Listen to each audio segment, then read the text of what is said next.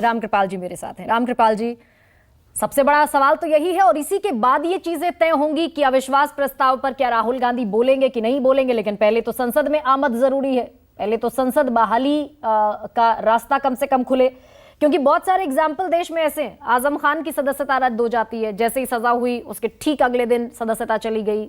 ऐसे बहुत सारे एग्जाम्पल है, लेकिन बहुत सारे एग्जाम्पल ऐसे भी हैं जहां सजा होने के कई दिन बाद सदस्यता गई।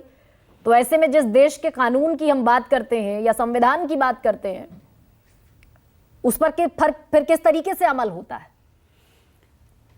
देखिए, किदवई जी ने जो बातें कही हैं मैं उससे सहमत हूं, लेकिन एक चीज मुझे ऐसा लगता है कि कल हर हालत में राहुल जी संसद के अंदर जाएंगे, और अगर ऐसा नहीं हुआ तो ये बीजेपी के लिए आत्मघाती कदम होगा।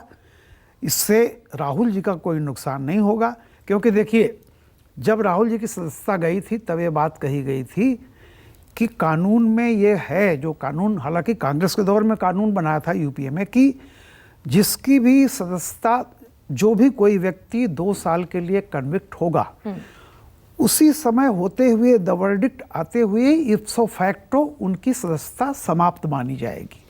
तो आपने ये काम किया, जब उनके सजा पर एक स्टे आ गया है तो इप्सो फैक्टो यहाँ भी लागू होता है कि वो ये वर्डिक्ट आते ही वो सांसद बहाल हो गए हैं।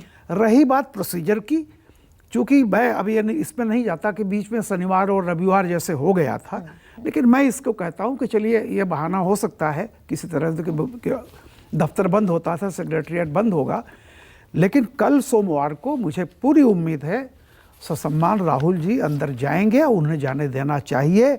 और अगर इसमें कोई भी लाल फीताशाही या कुछ भी इस तरह से करने का होगा तो मैं बता दूं कि राहुल को सहानुभूति मिलेगी जो बीजेपी के लिए नुकसानदेह होगी।